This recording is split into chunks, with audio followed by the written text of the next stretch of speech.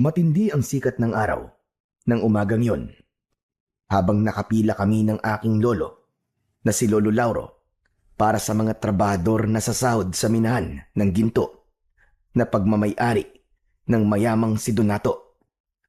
Nasa unahan naming lahat si Donato. Nakaupo siya habang may lamesa sa kanyang harapan. Masusi niyang tinitignan ang kanyang notebook kung saan nakasulat kung ilang araw at ilang oras pumasok ang isang trabahador. Ang trabaho namin ni Lolo Lauro sa minahan ay kami ang naghatid ng ginto sa mga taong bumibili ng ginto kay Donato sa iba't ibang baryo. Nakangiti akong tumingin kay Lolo Lauro at hinawakan ko siya sa braso. Lolo, hindi po ba malaki po ang sasahurin natin ngayon? Tama ka, Eugene. Hindi tayo lumiban kahit isang araw sa loob ng isang buwan. Pasensya ka na nga pala kung kailangan natin magtrabaho ng walang pahinga. Dahil kailangan na nating matubos sa bangko yung pagkakasanla ng lupa natin. Pero huwag kang mag-alala kasi malapit na tayo matapos sa pagbabayad doon. Sana nga po matapos na po tayo sa pagbabayad sa bangko para makabalik na po ako sa pag-aaral. Kaunting tiis na lamang po at makakapag-aral ka na ulit.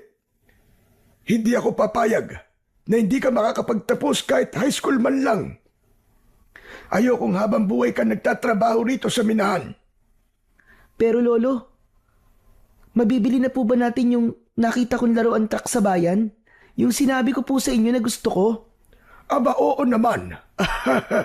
Sa Biyernes ay magpupunta tayo sa bayan. Pagkatapos nating magbayad sa bangko, ay bibili na natin yung truck na laruan mo. Yay! Salamat po, Lolo. Talagang gusto ko po mabili yung truck-truckan na yun eh. Hindi nawala ang ngiti sa labi ko matapos sabihin ng lolo ko na bibili na namin yung laruan na matagal ko nang gustong-gusto. Ganyan talaga si Lolo Lauro.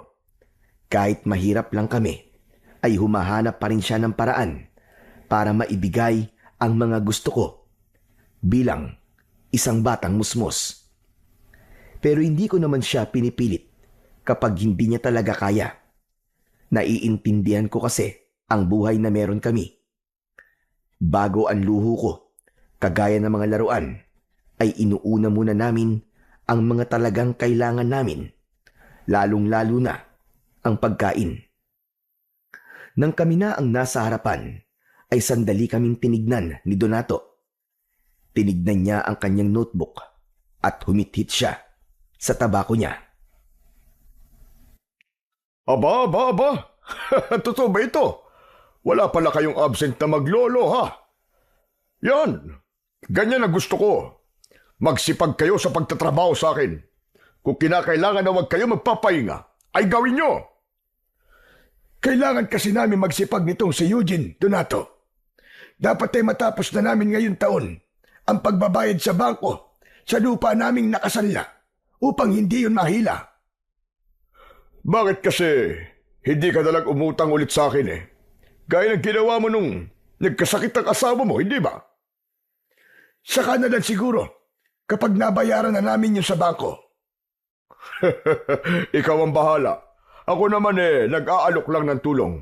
Oh, eto sahod yung dalawa.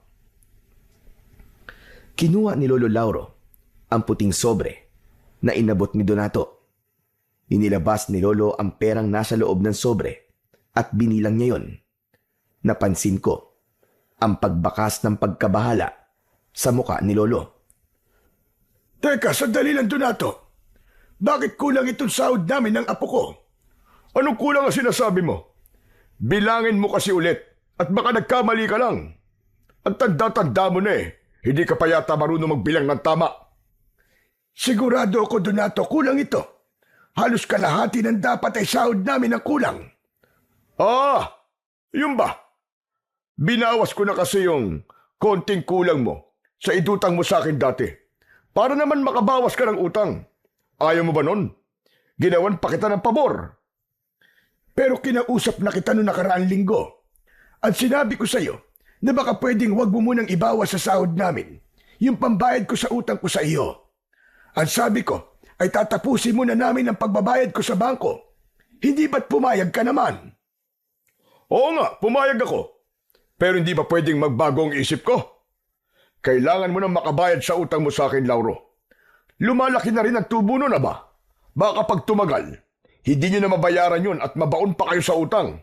Paniguradong habang buhay kayo magtatrabaho ng apo mo sa akin nang walang sinasahod. Pero Donato, tama na.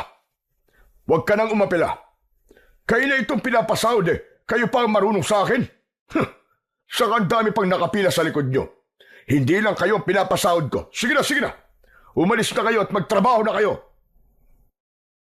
Tinignan ko ng masama si Donato. Talagang hindi ko gusto ang ugali niya noon pa man. Kung may iba lang sana kaming papasukan na trabaho ni Lolo, ay hindi kami magtatrabaho sa minahan niya. Hindi lingid sa kaalaman ng lahat na masama talaga ang ugali ni Donato. Porke mas nakatataas siya sa aming lahat, ay akala niya ay pwede niya na kaming tratuin ng hindi maganda. Kapag may trabador sa minahan na nagkamali, kahit maliit na bagay, ay pinaparusahan niya gamit ang kanyang latigo. O kung hindi naman, ay hindi niya pinapasahod at hindi pinapakain. Madalas din na kahit gabi na, ay pinagtatrabaho niya ang mga minero, pero hindi niya dinadagdagan ang sahod. Kaya naman, palaging ipinapaalala sa akin ni Lolo Lauro na kung sakaling maging mayaman ako pagdating ng araw, ay wag na wag kong gagayahin ang ugali ni Donato. Nagulat ako nang tumingin si Donato sa akin. Nahuli niya akong nakatingin sa kanya ng masama. Hoy bata, ang sama mo makatingin Bakit? Kaya mo na ba akong labanan? Para sa kaalaman mo, wala akong sinasando. Kahit bata ay pinapatulang ko. Nakikita mo ba itong latigo ko? Alam mo ba kung ilang tao na ang nahampas ko gamit ito? Donato, huwag mo namang takutin si Eugene. Bata pa siya. Wala akong pakialam kahit bata pa yung apo mo. Ang samad tumingin Papalag na yata sa akin Tinuturuan mo ba yan ang tamang pag-uugali? Tinuturuan po ako ng lolo ko ng tamang asal. Pero may kilala po ako na kailangan po maturuan ng tamang ugali. At sino tinutukoy mo? Ako? Wala po akong sinabi na kayo po yun. Sa bibig niyo po yun ang galing. Abat, napakatabil talaga ng dila mo, bata ka. Hoy Lauro, pagsabihan mo yung apo mo Kaya bata-bata pa Napakasama na ng ugali. Pasensya ka na, Donato. Eugene, tara na. Magsimula na tayo magtrabaho. Hinawakan ako ni Lolo Lauro sa braso at umalis na kami sa harapan ni Donato. Naglakad na kami papunta kay Mang Andoy na siyang nag-aabot sa amin ng mga ginto na dadalhin namin sa mga bumili noon sa iba't ibang baryo. Si Lolo Lauro lang ang lumapit kay Mang Andoy. Habang nag-uusap silang dalawa, ay lumapit ako sa kabayo na siyang sinasakyan namin ni Lolo papunta sa mga bumibili ng ginto kay Donato. Hinaplos ko ang muka ng kabayo. Naisip ko na kung may sapat sana kaming pera, ay hindi kami magtatrabaho ni Lolo Lauro sa malupit na si Donato. Baka meron kaming sariling taniman ng mga gulay o hindi naman kaya ay meron kaming sariling pwesto sa palengke. Hindi ko rin sana kailangan pang huminto sa pag-aaral at sigurado ko na makakapagtapos ako hanggang kolehiyo. Napapitlag ako nang marinig ko ang boses ni Lolo Lauro sa aking likuran. Tara na! 3 baryo ang kailangan natin puntahan. Ihuli na lang siguro natin itong San Agustin dahil ito ang pinakamalayo. Malayo nga po yun Hindi po ba unang beses nating mag-aatid doon ng ginto? Tama ka, Apo. Kaya paniguradong aabutin tayo ng hapon bago tayo makabalik. Kaya simulan na natin ang trabaho natin. Tinulungan ako ni Lolo na sumakay sa kabayo. Inabot niya sa akin ang isang bag na naglalaman ng mga ginto at saka siya naman ang sumakay. Habang naglalakbay kami sa unang baryo na pupuntahan namin, ay hindi ko napigilan ang magtanong kay Lolo. Lo, hanggang kailan po ba tayo magtatrabaho kay Mang Donato? Natatakot po kasi ako na baka isang araw, tayo naman po ang saktan niya kapag nagkamali tayo. Hindi po ba ganun po ang ginagawa niya sa mga minerong nagkakamali? Hindi ko alam, Apo. Wala naman kasi tayong ibang mahahanap na trabaho. Lalo na ako. Hindi ako nakapagtapos kahit high school man lang. Nang matuto na akong magbasa, magsulat at magbilang, pinagtrabaho na kagad ako ng nanay ko. Basta gawin na lang natin ang maayos ang trabaho natin. At sigurado ako na hindi naman tayo sasaktan ni Donato. Pero ganun po ba talaga, Lo, kapag mayaman? May karapatan na po kagad manakit ng ibang tao? Hindi, Apo. Walang kinalaman ng estado ng buhay ng isang tao sa kung paano niya dapat tratuin ng mga nakapaligid sa kanya. Sadyang ganun na kasi ang ugali ni Donato. Pero kahit paano, ay nauunawaan ko siya. Alam mo kasi, bata pa lang yan si Donato, ay nagtatrabaho na siya. Marami siyang pinasok na mabibigat na trabaho, at karamihan sa mga trabahong yon ay nagkaroon siya ng hindi magandang karanasan. Gaya po ng ano, Lo? Yung nagtatrabaho siya, kahit ang sahod niya ay pagkain lang. Minsan nakikita ko rin siyang sinasaktan ng amo niya sa junk shop kung saan siya nagtrabaho nung binatilyo pa siya. Tapos ginagawa siyang laruan ng ibang trabador sa palengke. Kaya yung mga naranasan niyang hindi magaganda ay ginagawa niya sa mga taong nagtatrabaho sa kanya ngayon. Kumbaga yun ang paraan niya ng paghihiganti sa hindi magagandang naranasan niya nung mahirap pa siya. Pero Lo, yung mga trabahador po sa minero, hindi naman po sila nanakit kay Mang Donato, di ba? Bakit po silang ginagantian niya? Hindi ko rin alam, Apo. Pero ito ang tandaan mo. Hindi dahilan na inapi ka noon, kaya mang-aapi ka rin ngayon. Dapat nga ay maging maganda ang pagtrato mo sa kapwa mo kapag nakaranas ka ng mga naranasan ni Donato. Dahil alam mo ang pakiramdam ng tinatapak-tapakan. Kaya sana ay magising na si Donato na mali ang kanyang ginagawa. Nang mga panahong yon, may awa akong naramdaman para kay Donato matapos kong marinig ang kwento ng aking Lolo Lauro. Hindi ko kasi akalain na pinahirapan pala ng sobra si Donato noong kabataan niya. Pero tama naman si Lolo. Dapat ay hindi ginagawa ni Donato sa mga minero ang naranasan niya noon. Malinaw kasi na sa mga mas nakakababa sa kanya niya, ibinubunton ang galit niya sa mga taong nagpahirap sa kanya dati. Mabilis naming napuntahan ni Lolo Lauro ang unang 2 baryo dahil malapit lang ang mga yon. Naibigay din namin sa mga taong pagdadalhan namin ng ginto ang mga binili nilang ginto. Sandali lang kaming nagpahinga upang kainin ang baon naming pagkain dahil nakaramdam na kami ng gutom. Pagkatapos kumain ay nagsimula na kaming maglakbay papunta ng San Agustin. Tirik na tirik ang araw ng tanghaling yon. Kaya naman masakit yun sa balat. Pero tiniis namin yon ni Lolo dahil kailangang matapos namin ang aming paghatid ng ginto. Hapon na nang narating namin ang San Agustin. Kapansin-pansin ang katahimikan sa baryong yon. Kakaunti lamang ang mga taong nasa labas at pinagtitinginan nila kami dahil siguro sa bagong muka kami sa baryong yon. Nagtanong-tanong si Lolo Lauro sa mga tao roon kung saan nakatira si Ramona at madali namang naituro sa amin ang bahay ng pagdadalhan namin ng ginto.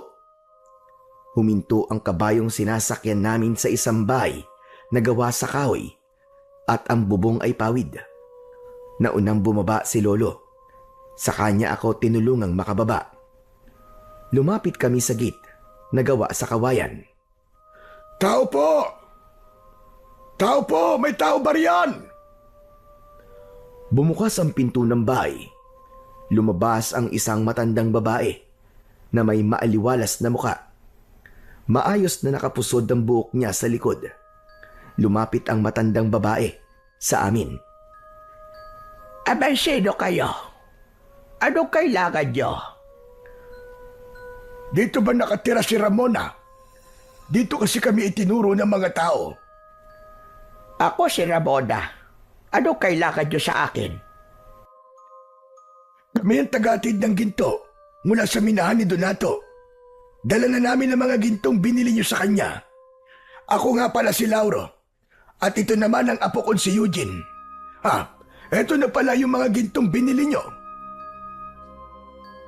Inabot ni Lolo Lauro kay Aling Ramona ang isang maliit na sisidlan na gawa sa makapal na uri ng tela. Agad namang tinanggap yun ni Aling Ramona.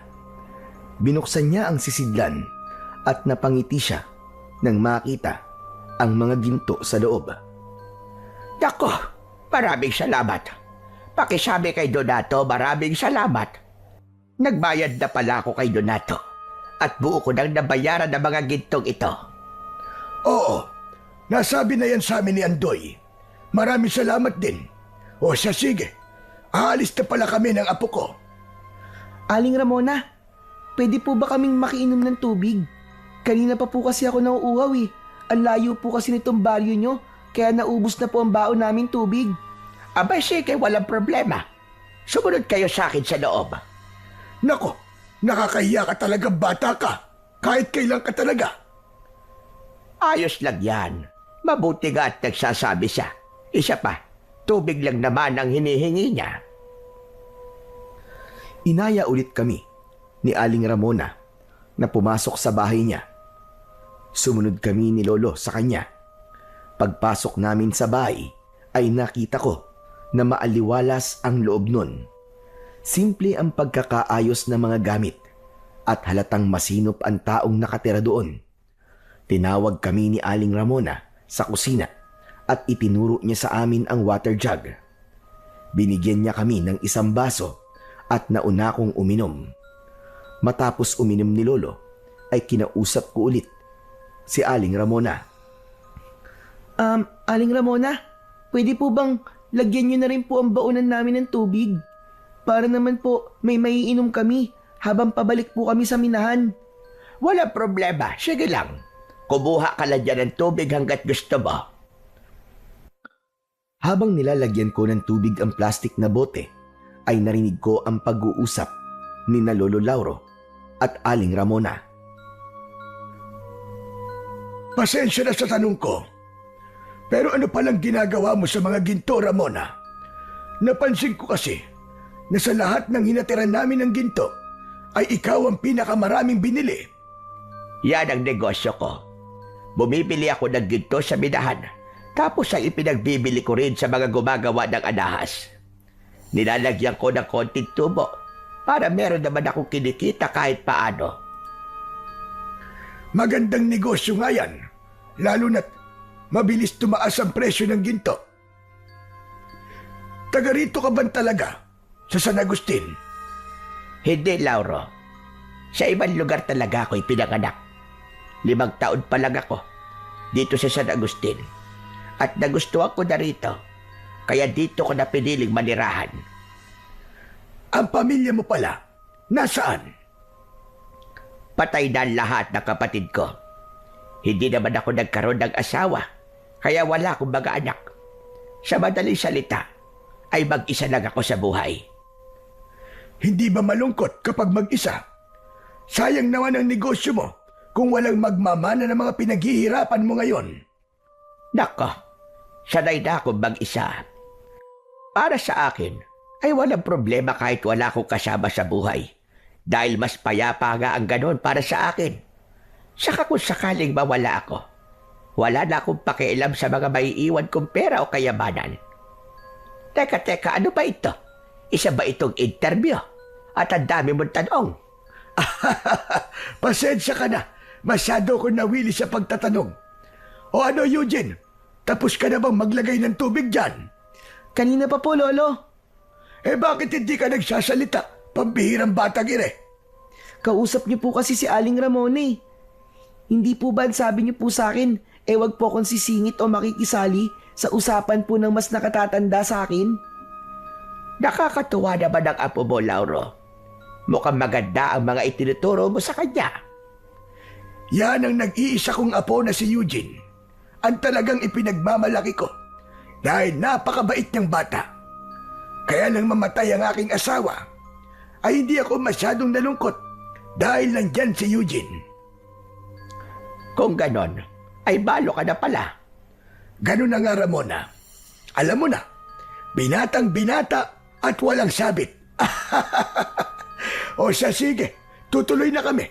Masyado na tayo napapasarap sa kwentuhan. Baka abutin na kami ng dilim sa daan. O sige, mag-iingat kayo. Oo nga pala. Dalhin nyo na itong mga tinapay para meron kayong makakain sa daan. Kinuha ni Aling Ramona ang isang supot ng tinapay na nasa ibabaw ng kanyang lamesa. Ayaw pa sana yung tanggapin ni Lolo Lauro, pero naging mapilit si Aling Ramona. Kaya wala nang nagawa si Lolo, kundi kunin ang tinapay. Matapos naming magpasalamat kay Aling Ramona, ay umalis na kami ni Lolo. Sumakay na kami sa kabayo at nagsimula na kaming maglakbay pabalik sa minahan para mag-report kay Donato. Salamat naman at tapos na ang trabaho natin ngayong araw. Makakapagpahinga na rin tayo. O ano, Eugene? May gusto ka bang ulam? Parang gusto ko po ng tortang sardinas, Lolo. Aba, tortang sardinas lang talaga. Ayaw mo ba ng adobong manok? Wag na po muna. Ang mahal po ng manok ngayon eh. Hindi po ba magbabayad pa po tayo sa bangko? Aba, oo nga pala. Nako, pasensya ka na pala kung hindi mo na natin mabibili yung laro ang gusto mo. Ayos lang po yun. Unahin na po muna natin yung mga importanteng bagay. Pero Lo, ang bait po ni Aling Ramona, no? Sa dami na po nang natira natin ng ginto, siya lang po ang nagbigay sa atin ng tinapay. Tama ka dyan, Iyo. Mabait nga siyang talaga. Saka parang may gusto po kayo sa kanya, Lo. Ang dami niyo po kasing tanong sa kanya eh. Halatang interesado po kayo sa kanya. Saka iba po yung ngiti niyo kanina nang nalaman niyo pong wala po siyang asawa. Hoy! Ano ka bang bata ka, magtigil ka nga? Masyado kang malisyoso. Siyempre, paniguradong hindi yun ang huling beses na artira natin siya ng ginto. Kaya dapat ay maging maganda ang pakikitungo natin sa kanya. Saka, bakit alam mo ng mga ganyang bagay ha? 11 anyos ka pa lang, baka nakakalimutan mo. Lolo naman, syempre alam ko na po yun. May crush na nga po ako eh. Crush ka dyan. Pero wala namang problemang magka-crush. Basta hanggang crush lang muna. Huwag ka muna mag-aasawa. Wag po kayo mag-alala, Lo. Kasi hindi pa po ako mag-aasawa. Pero mukhang kayo po ang mag-aasawa ulit. Kasi nakilala niyo po si Aling Ramona. Malakas na natawa si Lolo Lauro sa mga sinabi ko. Nagpatuloy ang aming masayang kwentuhan hanggang sa makarating na kami sa minahan. Nang nakabalik na kami sa minahan, ay nag-report na kami kay Donato at nang masiguro niya na naibigay namin sa mga bumili ng ginto ang mga ginto, ay umuwi na kami ni Lolo sa bahay. Nakatira kami ni Lolo Lauro sa isang maliit na kubo. Maliit lang din ang lupang kinatatayuan nun. Agad na nagluto si Lolo ng pagkain namin para sa hapunan. At pagkatapos naming kumain, ay ako naman ang naghugas ng aming pinagkainan. Eugene na po. Pagkatapos mo dyan ay sumunod ka sa akin sa likod ng bahay. Tuturuan niyo na naman po ba akong gumamit ng agimat, Lo? Basta, pumunta ka na lang doon pagkatapos mo maghugas dyan. Lumabas na si Lolo, habang ako naman ay tinapos ko na ang aking ginagawa. Pinunasan ko ang basa kong kamay at saka ko pinuntahan si Lolo sa likod ng bahay. Nakita ko si Lolo na hawak ang kanyang agimat. Naikwento sa akin ni Lolo dati na ang agimat na yon ay ibinigay sa kanya ng isang mahusay na manunugis ng mga aswang. Sa lugar kasi kung saan lumaki si Lolo Lauro ay may mga aswang na umaatake. Nakitaan ng manunugis na yon ng potensyal si Lolo, kaya sinanay siya nito na makipaglaban sa mga aswang at gamitin ang agimat na yon. Ngunit dahil mas pinili ng pamilya ni Lolo na umalis sa lugar na yon, ay hindi nito naranasang makipaglaban sa mga aswang at nanatili sa pangangalaga niya ang agimat. Sabi ko na nga ba, tuturuan niyo na naman po ako sa paggamit ng agimat eh. Huwag ka nang magreklamo dyan at lumapit ka na rito. Hindi mo ba nakikitang bilog na bilog ang buwan ngayong gabi? Ngayon mo dapat mas pag-aralan ang paggamit ng aking agimat dahil kapag bilog ang buwan ay mas malakas ang kapangyarihan nito. Napipilitan akong lumapit kay Lolo Lauro. Napakamot ako sa likod ng aking ulo. Kinuha niya ang isa kong kamay at ipinatong niya roon ang agimat. Ang agimat na nasa kamay mo ngayon, Apo, ay mabisang panlaban sa mga aswang. Bibigyan ka nito ng kakaibang husay at lakas sa pakikipaglaban sa mga kampon ng kadiliman, lalong-lalo na sa mga aswang. Pero Lolo Lauro, kailangan ko po ba talagang matutunan ng paggamit niyan? Hindi ko naman po yan kailangan eh kasi wala naman pong aswang dito sa baryo natin eh. Hindi porke walang aswang ngayon dito ay wala nang darating na aswang sa hinaharap. Kailangan mong paghandaan ang araw na yon. Mas maganda na ngayon pa lang ay handang-handa ka na.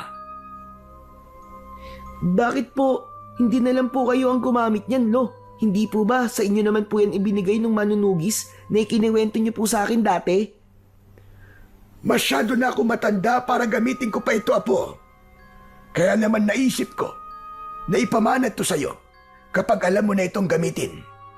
Mas mapapakinabangan mo ito kaysa sa akin. Ngayon, ituturo ko sa iyo ang dasal na kailangan mong dasalin upang hindi mawala ang kapangyarihan ng agimat na ito. Tandaan mo, Apo, tuwing bilog lang ang buwan mo ito gagawin. Matapos yon, ay itinuro na sa akin ni Lolo Lauro ang dasal na sinasabi niya. Nahirapan ako dahil nasa wikang Latin ang dasal. Palagi akong nabubulol at namamali sa pagbigkas ng bawat salita. Pero naging matyaga si Lolo sa pagtuturo sa akin. Sinabi rin niya ang ibig sabihin ng dasal na yon upang mas maunawaan ko ang aking mga sinasabi. Kahit papano ay nasa ulo ko naman ang dasal matapos ang halos 1 oras na pagtuturo sa akin ni Lolo Lauro. Tinapos na niya ang pagtuturo at bumalik na kami sa loob ng aming kubo. Inayos na ni Lolo ang aming tutulugan habang pinanonood ko siya. Lolo, hindi po ba talaga kayo nakipaglaban sa mga aswang dati kahit 1 beses? Hindi, Apo. Bago kasi ako sumabak sa pakikipaglaban noon, ay umalis na kami ng pamilya ko sa baryo namin dahil natatakot na sila sa hindi magagandang nangyayari roon. Ayoko nga sanang umalis dahil ang gusto ko ay tulungan ng manunugis na nagsanay sa akin sa pakikipaglaban sa mga aswang. Pero naisip ko na mas piliin ang desisyon ng aking pamilya. Kaya niyo po ba ako sinasanay para ako po ang gumawa ng hindi niyo po nagawa noon? Parang ganun na nga. Pero sana ay huwag mong magamit ang agimat. Talagang gusto lang kitang maging handa sa mga pwedeng mangyari, Apo. Hindi natin hawak ang kinabukasan. Kaya't mas maigi na paghandaan ang mga ganung bagay. Kaya sana, Apo, huwag kang tamarin kapag tinuturuan kitang gamitin ang agimat. Naiintindihan ko na po. Sorry po, Lo kung palagi po akong tinatamad kapag tinuturuan niyo po ako. Pero pangako po, simula po ngayon ay seseryosohin ko na po ang mga ituturo niyo sa akin. Mabuti naman kung ganun. Halika na, matulog na tayo at maaga pa tayo bukas. Bago kami humiga ni Lolo, ay nagdasal muna kaming dalawa. Ipinagdasal ko na sana ay humaba pa ang buhay ni Lolo Lauro dahil gusto ko pa siyang makasama kapag nakakaangat na ako sa buhay. Gusto kong bumawi sa lahat ng sakripisyo niya at pagmamahal niya para sa akin. Hindi ko rin kinalimutang ipagdasal ang kaluluwa ng aking nanay at tatay na matagal nang pumanaw. Kinabukasan, pagkagising namin ay sabay kaming nag-almusal ni Lolo Lauro. Naligo kami ng mabilis at naglakad na kami papunta sa minahan. Pagdating namin doon ay nagtaka kami dahil nagkakagulo ang mga minero. Lumapit kami sa kanila at nagimbal kami ni Lolo nang malaman namin na ang pinagkakaguluhan ay ang 2 bangkay ng minero. Kalunos-lunos ang itsura nila dahil halos maligo na sila sa sarili nilang dugo. Parehas silang may kagat sa leeg at wakwak ang dibdib. Mabilis na tinakpan ni Lolo Lauro ang mga mata ko gamit ang kanyang kamay. Pero huli na dahil nakita ko na ang mga bangkay. Hanggang sa dumating na si Donato, pinatabi niya ang mga minero upang makita niya ang 2 bangkay. Sino ang pumatay sa mga trabahador ko? Boss, hindi po namin alam eh. Nakita lang po namin ang katawan nila pagdating namin dito. Pero tumawag na po kami ng mga pulis, boss. Maaabala ang negosyo ko sa mga pulis na yan. Paniguradong paihintuin nila ang ating operasyon ng ilang araw dahil mag-iimbestiga sila rito. Bakit kasi dito pa pinatay ang 2 yan? Wisit talaga. Bakit po parang mas iniisip niyo pa po ang minahan, Mang Donato? Hindi po ba dapat lang po na magkaroon po ng investigasyon para malaman po at mapanagot kung sino pong pumatay sa mga minero? Eugene, tumahimik ka po. Talagang hinuhuli mo ang pika kong bata ka. Hinihingi ko ba ang opinyon mo? Ano naman kung iniisip ko ang aking minahan kaysa sa kung anong bagay? Tagdal mo, kung wala ang minahan na ito, magugutom kayo ng lolo mo. Apo, huwag ka na sumagot. Donato, pagpasensyahan mo na si Eugene. Hindi niya alam ang kanya sinasabi. Bata pa kasi siya. Bata. May bata bang kanya sumagot? Sinasayang niyo ang oras ko. Bumalik na kayo sa pagtatrabaho bago dumating mga pulis. Bilisan niyo! Hindi ako makapaniwala na nagawa pang pagtrabahuin ni Donato ang mga minero kahit may mga pinatay na sa minahan. Pero dahil mga trabador lang kami, ay wala na kaming nagawa kundi sundin si Donato. Kinuha na lang ni Lolo ang mga gintong ihahatid namin sa iba't ibang baryo at maya-maya ay umalis na kami sakay ng kabayo. Habang naglalakbay ay hindi maalis sa utak ko ang itsura ng 2 bangkay na natagpuan sa loob ng minahan. Hindi ko akalain na may taong kayang gumawa ng ganong karumal-dumal na pagpatay. Eugene na po, ayoko nang uulitin mo yung ginawa mo kanina ha. Hindi mo dapat sinasagot ng pabalang si Donato, lalo na't mas matanda siya sa iyo. Sorry po, Lolo. Alam ko pong mali po ang ginawa ko pero hindi ko po kasi nagustuhan yung sinabi ni Mang Donato eh. Halata po kasi na mas iniisip pa niyang negosyo niya kesa sa 2 patay na minero. Ganyan din naman ang nararamdaman ko sa sinabi ni Donato. Pero ipapaalala ko lang sa iyo na amo natin si Donato at tayo ay isa lamang sa mga tauhan niya. Siya ang nagpapasahod sa ating 2 apo. Hindi ka ba natatakot na baka mawalan tayo ng pagkakakitaan kapag napununat sa iyo si Donato dahil sa pagsagot-sagot mo sa kanya? Tandaan mo na wala na tayong maahanap na ibang trabaho kapag naalis tayo sa minahan. Sorry po talaga, Lolo. Hayaan niyo na po, sa susunod, ititikom ko na po talaga ang bibig ko. Kahit may sabihin pa po si Mang Donato na hindi maganda. Lumipas ang ilang araw at palagi kong nakikita sa minahan ang mga pulis na nag-iimbestiga. Sobra akong na-curious kung sino ang salarin sa patayang nangyari sa minahan. At sa kabila ng pangyayaring yon, ay hindi ko nakitaan si Donato na gusto niyang marisolba ang kasong yon. Narinig ko na lang na binayaran ni Donato ang mga pulis upang tumigil na ang mga yon sa pag-iimbestiga. Alam ko na ginawa ni Donato upang bumalik na ang minahan sa normal nitong operasyon. Isang gabi, habang kumakain kami ng hapunan, ay nagtanong ako kay Lolo Lauro. Lolo, hindi po ba tapos na po yung investigasyon sa dalawang pinatay sa minahan?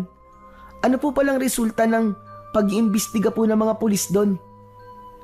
Narinig ko sa mga minero na base sa mga ebidensya ay inatake ng mababangis na hayop ang dalawang minero. Kaya po bang gawin ng mabangis na hayop ang ganung pagpatay, Lo? Hindi ko rin alam, Apo. Ang sabi ng ibang minero ay binayaran daw ni Donato ang mga pulis para ganun ang kalabasan ng investigasyon. Ayaw kasi ni Donato na humaba pa ang pag-iimbestiga ng mga pulis dahil naaabala ang trabaho sa minahan. Hanip, grabe po talaga si Mang Donato, no? Para pong imposibleng mabangis na hayop lang ang pumatay dun sa mga minero eh. Nakakaawa naman po sila dahil mukhang hindi sila mabibigyan ng hustisya. Wala na tayong magagawa pagdating sa bagay na yan, Apo. Pinagalaw na ni Donato ang pera niya, kaya paniguradong hanggang doon na lamang ang mangyayaring investigasyon. Nalungkot ako sa mga nalaman ko. Doon ko napatunayan na iba talaga kapag maraming pera ang isang tao. Nagagawa nito ang kahit na ano, kahit pa ang pinaka-imposibleng bagay. Inakala naming lahat na yun na ang una't huling beses na may papatayin sa minahan. Pero makalipas ang ilang araw, ay isang minero na naman ang natagpo ang walang buhay. Ang masaklap pa nun ay nawala ang mga gintong nakatago sa minahan. Nang dahil sa pangyayaring yon, ay naggalit talaga ng gusto si Donato. Kaya agad siyang nagpatawag ng pagpupulong sa lahat ng nagtatrabaho sa minahan.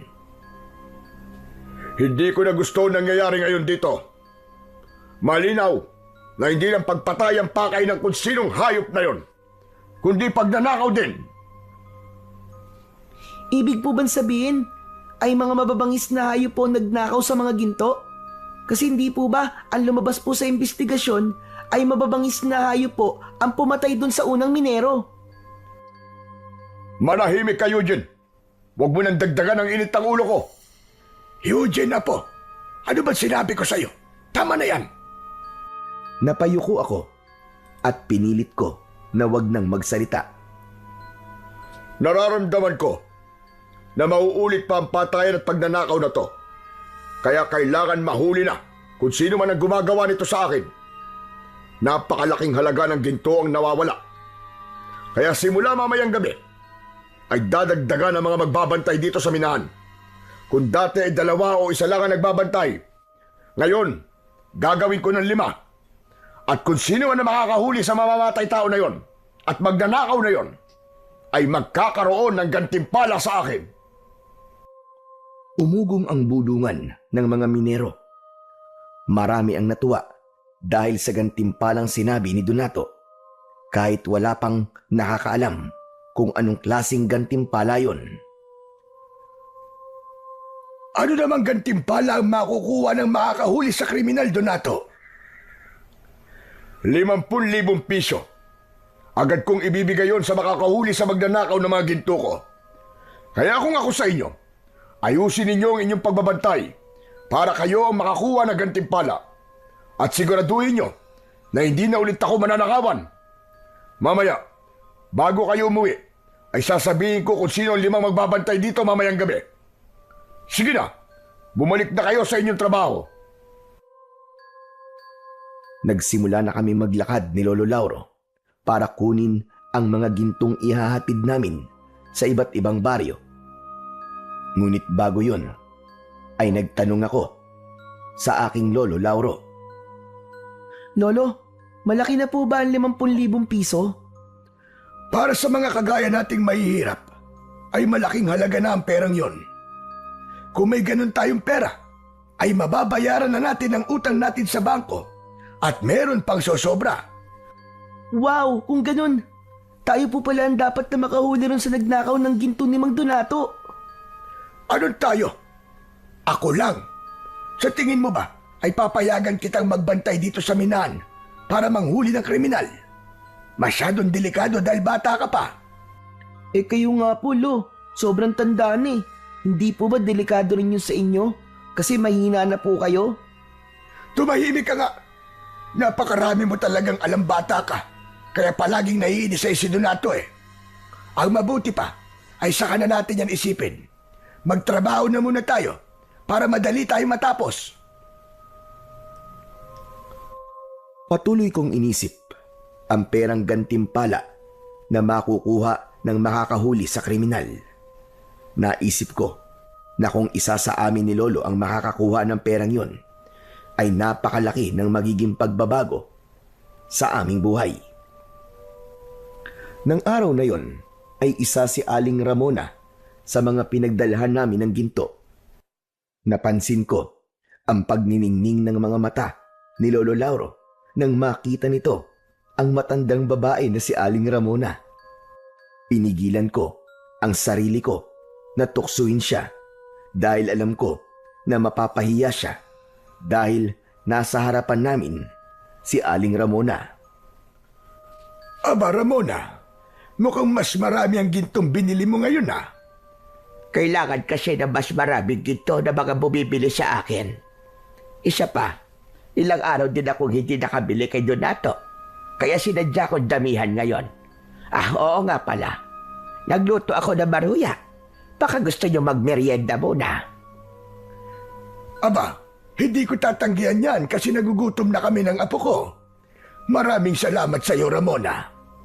Sus, hindi po ba kumain na po tayo ng banana Q kanina lang? Nagmerienda na ba kayo? Ay, oo, pero gutom pa rin kami. Kung gano'n ay sumunod na kayo sa akin sa loob. Matamis na ngumiti sa amin si Aling Ramona. Pagpasok namin sa bahay niya, ay dumiretso kami sa kusina. Inihain niya ang mga maruya at maya-maya pa ay nagsimula na kaming kumain. Oo nga pala. Hindi ka ba naiinip dito? Lalo na't mag-isa ka lang. Hindi naman. Gaya na sinabi ko sa inyo noon, ay sanay na akong mag-isa. Saka may pinaglilibangan ako. Nag-aalaga ako ng iba't ibang halaman na namumulaklak. Talaga? Pwede ko bang makita ang bulaklak mo, ang mga bulaklak? Oo naman. Alam mo, ngayon lang may nagka-interes na makita ang mga tanim kong bulaklak. Halika, samahan mo ako sa likod. Doon nakatanim ang aking mga bulaklak. Ikaw ba, Eugene? Gusto mo ba sumama? Hindi na po. Dito na lang po ako at kakain pa po ako eh. Ang sarap po kasi ng maruya nyo eh. Huwag kang malikot dito ha. Saka, huwag kang makikialam ng gamit dito. Opo, Lolo. Matapos yun, ay magkasama ng lumabas sina Lolo Lauro at Aling Ramona. Napailing ako habang nakangiti. Si Lolo talaga, oo. Pumapag-ibig. Ipinagpatuloy ko ang pagkain ng maruya. Ang totoo ay kulang sa akin ang banana Q na kinain namin ni Lolo kanina, kaya medyo gutom pa rin ako. Iginala ko ang mata ko sa kabuuan ng bahay ni Aling Ramona. Para sa isang tao ay masyado yung malaki, hanggang sa nakita ko ang isang pinto na nakaawang. Tumitig ako roon ng matagal at hindi ko alam kung bakit parang may kung anong enerhiya ang humihila sa akin papunta roon. Hindi ako pwedeng makialam ng mga gamit dito. Mapapagalitan ako ni Lolo kapag nahuli niya ako. Pero Ano kayang meron sa kwartong yun? Bahala na nga, bibilisan ko na lang.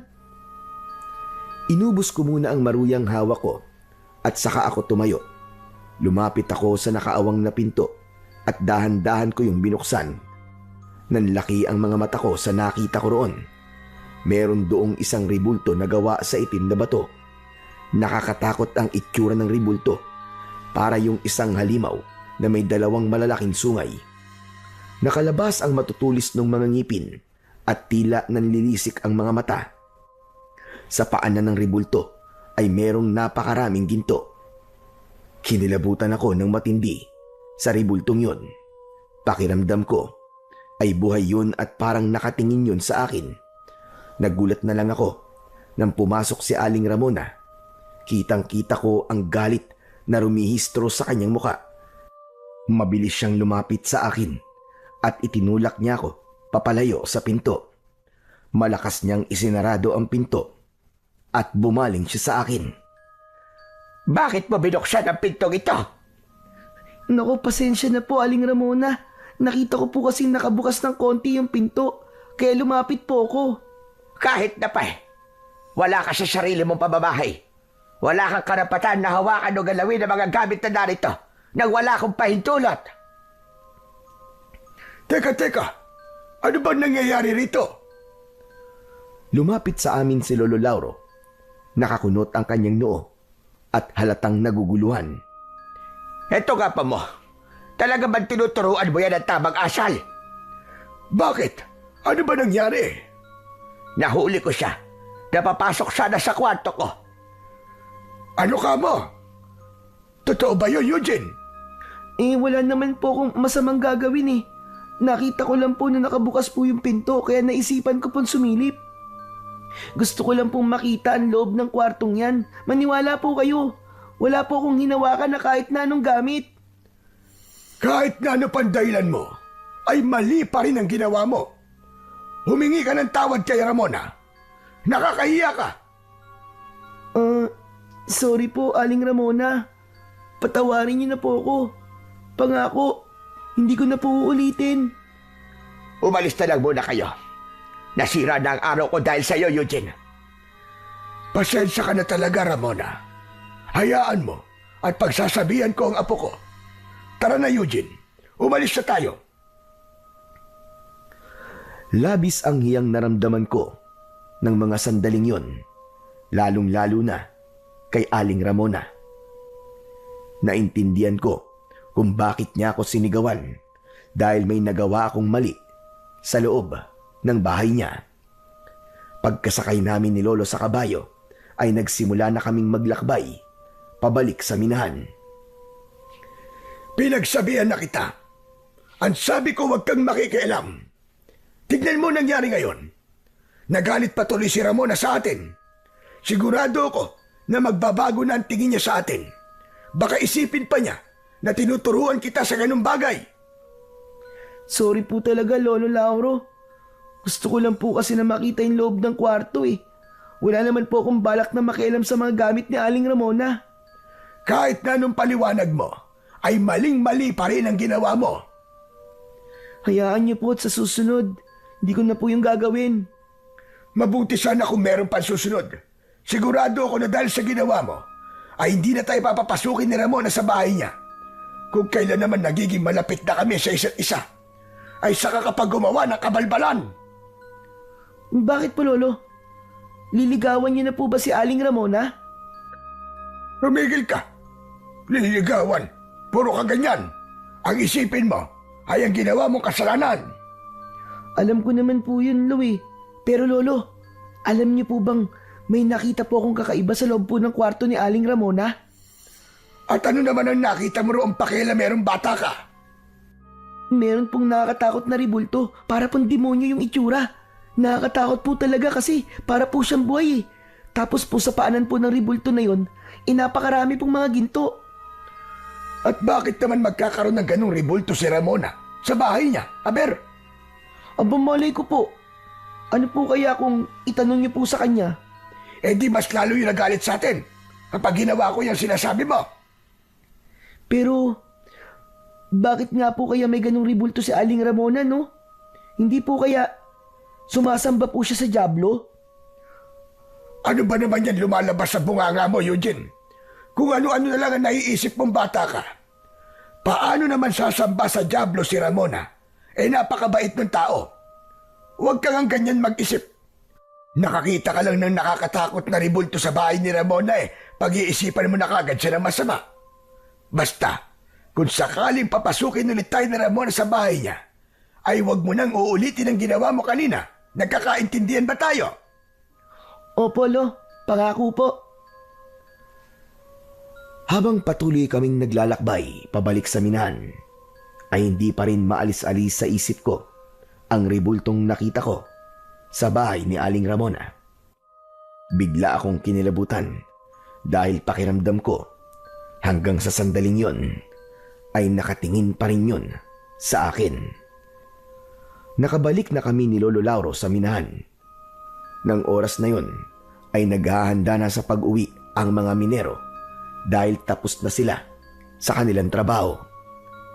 Pero kagaya ng sinabi ni Donato ay sasabihin ito kung sino ang 5 trabahador na magbabantay sa minahan sa gabing yon. Nagtipon kaming lahat sa iisang pwesto. Hindi nagtagal ay tumayo na si Donato sa aming harapan. Ngayon, sasabihin ko na kung sino 5 magbabantay ngayong gabi. Hindi kayo pwedeng umangal dahil darating din naman ang gabi na pilit kayong magbabantay. Ang mga napili ko para sa gabing ito ay Sinamulong, Andoy, Atong, at ikaw, Lauro. Eugene, ikaw na muna ang bahala sa bahay. Marunong ka naman magluto, hindi ba? Sandali. 4 pa lang yon. At ang pang-5 ay si Eugene. Sandali lang, Donato. Bakit kasama si Eugene sa mga magbabantay mamayang gabi? Masyadong mapanganib para sa kanya ang gagawin namin pagbabantay. Dahil masyado pa siyang bata. Pwede bang pumili ka na lamang ng iba? Hindi ka ba marunong umintindi, ha? Ang sabi ko, hindi kayo pwedeng umangal. Pero bata pa ang apo ko, Donato. Hindi ako pumapayag sa gusto mong ipagawa sa kanya. At bakit hindi? Trabahador ko rin ang apo mo. O sige. Gusto mo bang huwag kong pagbantayin si Eugene ngayong gabi at sa mga susunod na gabi ko na siya itatalaga sa pagbabantay? Pero ipapaalala ko lang sa iyo na iba-ibang grupo magbabantay kada gabi. Kaya maliit ang tsansang magkasama kayong dalawa sa pagbabantay kung hindi siya magbabantay ngayong gabi. Hindi ba dapat matuwa ka pa na pinagsama ko kayo sa isang grupo? Lolo, pumayag na po kayo. Huwag po kayong mag-alala. Mag-iingat na lang po ako. Hindi na nagawang magsalita pa ni Lolo Lauro, pero ramdam ko ang matindi niyang pagtutol na isama ako sa mga magbabantay sa minahan. Meron pa bang aapela sa inyo? Kung wala na ay umuwi na ang mga hindi magbabantay dito sa aking minahan. Habang ang 5 nakatalagang magbabantay ay maiiwan at gawin ninyo ang trabaho ninyo ngayong gabi. Gawin nyo ang lahat para mahuli nyo ang nagnakaw ng mga ginto ko. Nagsimula ng mag-alisan ang ibang mga minero. Naiwan kami ni Lolo kasama ang 3 pang kasama namin sa grupong magbabantay sa minahan para sa gabing yon. Paalis na sana si Donato pero mabilis yung nilapitan ni Lolo Lauro. Donato, nakikiusap ako sa iyo. Huwag mo nang isali si Eugene sa mga nagbabantay. Bata pa siya at hindi pa natin alam kung ano pa ang kayang gawin ng pumapatay sa mga minero at nagnakaw sa ginto mo. Gaya na sinabi ko, wala akong pakialam kahit bata pa si Eugene. Nagtatrabaho siya sa akin at kailangan kong maging patas sa lahat ng mga trabahador. Ayaw mo ba nun? Mas malaki ang tsansa niyong mahuli ang mamamatay tao at magnanakaw ng ginto. Dahil 2 kayo, mas malaki ang tsansang kayo ang makakakuha ng gantimpala. Aanhin ko naman ang gantimpala kung mapapahamak naman ang aking apo. Madali naman akong kausap. Kung ayaw mong isama ko si Eugene sa mga magbabantay, ay umalis na kayo rito sa aking minahan at maghanap na kayo ng ibang trabaho. Hindi naman namin kayang gawin yon. Ito lang ang trabaho ang alam namin. Kung hindi nyo naman pala kayang mawalan ng trabaho, sundin nyo na lang ako. Dahil kapag ako napuno sa inyo ng apo mo, ako mismo magsisisante sa inyong dalawa. Nagkakaintindihan ba tayo, Lauro?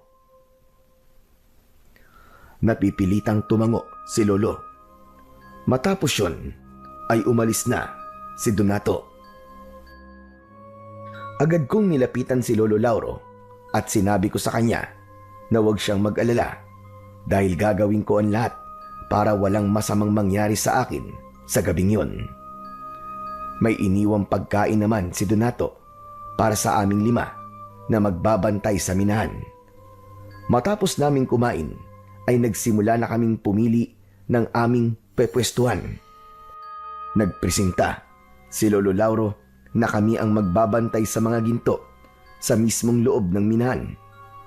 Alam ko na pinili ni Lolo ang pwestong yon dahil mas ligtas kami roon kesa kapag nasa labas kami. Hindi ko talaga alam kung anong puso ang meron ng Donato na yon. Pati ba naman ng batang kagaya mo ay isinama niya sa pagbabantay at paghuli sa isang kriminal? Lo, wala naman po tayong magagawa eh. Sabi nyo nga po, amo po natin si Mang Donato at trabador niya lang po tayo. Kaya kailangan natin sundin kung ano po ang sabihin at iuutos niya. Pero sobra na to. Masyado na itong hindi makatao. Sana talaga ay dumating ang araw na magbabago pa siya. Parang hindi na po mangyayari yun, Lo. Parang hanggang sa kabilang buhay po eh. Masama pa rin po ang ugali niya eh. Ewan ko po. Pero darating ang araw na makakahanap din ng katapat niyang si Donato. Oo nga pala. Dito ka lang sa loob at huwag kang lalabas ha. Pupuntahan ko lang mga kasama natin para kumustahin sila. Nang lumabas si Lolo Lauro, ay naglakad-lakad ako sa loob ng minahan. Bihira kasi akong makapasok doon, kaya sinulit ko na ang pagkakataon na naroon ako. Tinignan ko ang mga kagamitan ng minero. Kinuha ko ang isang piko at agad ko rin yung binitiwan dahil napakabigat nun. Naglakad-lakad pa ako hanggang sa may nakita kong kumikislap na bagay sa lupa. Dinampot ko yun at nalaman ko na isa yung ginto na halos kasing laki ng aking hinlalaki. Namangha ako dahil hugis puso ang ginto. Nang marinig ko ang pagtawag ni Lolo Lauro sa pangalan ko, ay nagmamadali akong bumalik sa kinaroroonan ko kanina. Saan ka ba nagpunta? Hindi ba sabi ko dito ka lang? Hindi naman po ako lumabas eh. Pero Lo, tignan niyo po tong gintong nakita ko. Oh. Parang inukit po siya kasi hugis puso po. Saan mo nakita yan? Napulot ko po habang naglalakad-lakad ako. Malapit po ron sa lagayan ng mga gamit ng minero. Nako, isama mo yan sa mga gintong nakatabi. Baka nalaglag lang yan. Alam ni Donato kung gaano karami ang mga gintong nakukuha rito. Kapag nalaman niyang kulang ang mga yon, ay magwawala na naman yun sa galit. Sinunod ko ang sinabi ni Lolo. Inilagay ko ang gintong napulot ko sa kahon kung saan nakalagay ang iba pang mga ginto. Naupo kami ni Lolo Lauro sa isang sulok. Makalipas ang halos 1 oras, ay nakaramdam na ako ng antok. Napansin naman yon ni Lolo Lauro at sinabi niya sa akin na kung gusto ko ay pwede naman daw akong matulog. May nakita akong sako at yun ang inilatag ko sa lupa at doon ako humiga. Hindi nagtagal ay nakatulog na kagad ako. Ngunit hindi pa man ako nagtatagal sa pagtulog nang nagising ako dahil sa pagsigaw ng mga kasama namin sa labas. Napabalikwas ako at nagtaka ko dahil palabas na si Lolo habang may dala siyang itak. Lolo, saan po kayo pupunta? Dito ka lang at kahit na anong mangyari, ay huwag kang lalabas. Ha? Bakit po? Ano po ba nangyayari? Basta, sundin mo na lang ang sinabi ko. Dito ka lang. Nagmamadaling lumabas si Lolo Lauro habang naririnig ko pa rin ang pagsigaw ng mga kasama namin. Kinabahan ako dahil yung klase ng pagsigaw nila ay parang dahil sa labis na takot. Ano kayang nangyayari dun sa labas? Bakit parang nagkakagulo sila ron? Hindi kaya nasa labas yung magnanakaw ng ginto ni Mang Donato? Nang dahil sa naisip ko na yon, ay nagkaroon ako ng kagustuhang malaman kung ano ba talaga ang nangyayari sa labas. Kaya sa kabila ng sinabi ni Lolo Lauro sa akin na bawal akong lumabas, ay lumabas pa rin ako. Nagtago ako sa likod ng isang malaking bato. Pagsilip ko roon, ay nakita ko ang isa sa mga minero na nilalapa ng isang nakakatakot na nilalang. May mahahabang kuko ang nilalang na yon at ginamit nito yon para wakwakin ang dibdib ng minero. Bukod doon ay matutulis din ang mga ngipin niya at ang mukha niya ay parang sa isang mabangis na halimaw. Mabilis na tumakbo si Lolo Lauro papunta sa inaataking minero at nang makita ng nilalang si Lolo Lauro ay mabilis na tumakbo ang nakakatakot na nilalang. Takot na takot ako sa aking nakita.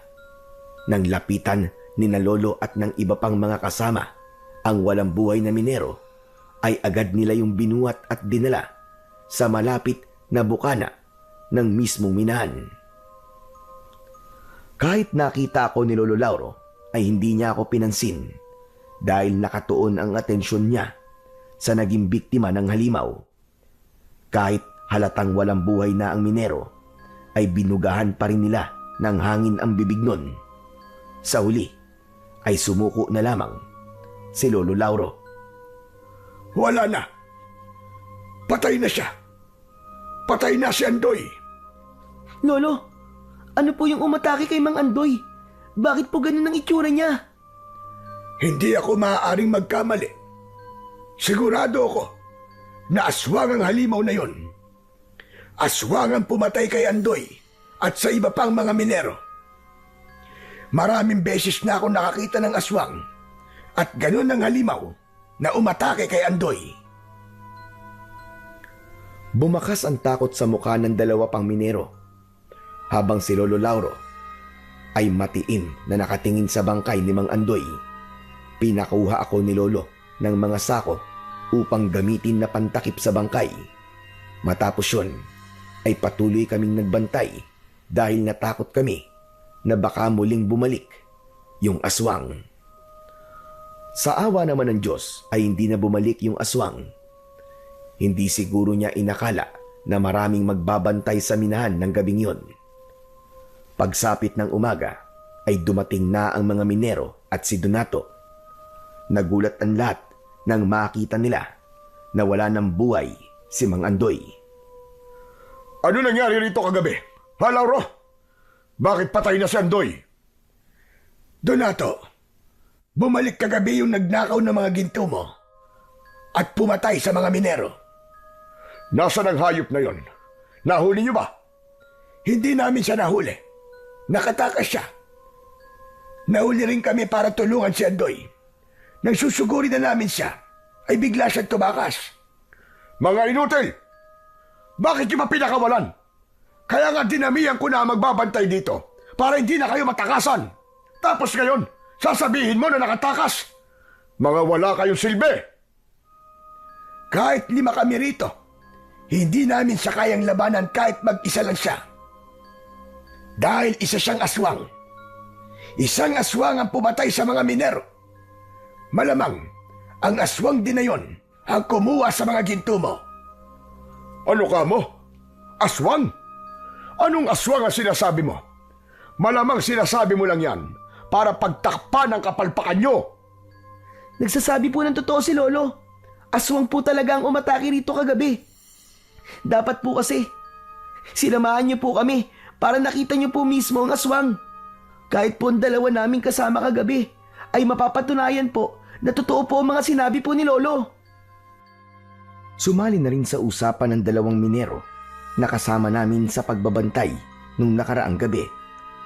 Sinabi nila na totoo ang lahat ng sinabi ni Lolo Lauro dahil doon ay sandaling natigilan si Donato habang bakas sa mukha niya ang pagkagimbal. O sige, sabihin na natin na naniniwala na ako sa mga sinasabi ninyo. Aswang nga siguro ang pumatay sa mga minero at nagnakaw sa mga ginto ko. Eh yung pagpatay niya sa mga minero, naiintindihan ko yun kung bakit niya yung ginawa. Dahil isa siyang aswang. Pero paano niya ipapaliwanag ang pagnanakaw niya sa mga ginto ko? Ano naman ang gagawin ng isang aswang sa mga ginto? Yan ang hindi namin alam, Donato. Pero sigurado ko na may ginagawa siya sa mga ginto. Pero hindi na siguro importanteng malaman pa natin yon. Ang kailangan natin pagtuunan ng pansin ay kung paano natin mapapatay ang aswang na yon. Trabaho niyo ang bantayan ng aking minahan. Kaya kayo mag-isip ng paraan kung paano niyo papatayin ang aswang na yon. Hala, sige na. Bumalik na kayo sa trabaho niyo. Tumawag na rin kayo ng pulis para maalis na ang katawan dito ni Andoy. Sinunod na lang namin ang sinabi ni Donato. Hindi ako makapaniwala na ang pagtatrabaho pa rin ang inuna niyang isipin sa kabila ng hindi magandang nangyari sa minahan. Mabilis na lumipas ang mga oras at nang dumating na ang oras ng aming pag-uwi ay muli kaming tinipon ni Donato upang sabihin niya kung sino ang bagong 5 trabahador na magbabantay sa minahan mamayang gabi. Dahil hindi na kami magbabantay ni Lolo sa minahan, ay dumiretso na kami ng uwi sa aming bahay. Parehas kaming nangihina dahil wala pa kaming tulog. Mabilis na nagluto si Lolo ng aming hapunan at pagkatapos ay nagsimula na kaming kumain.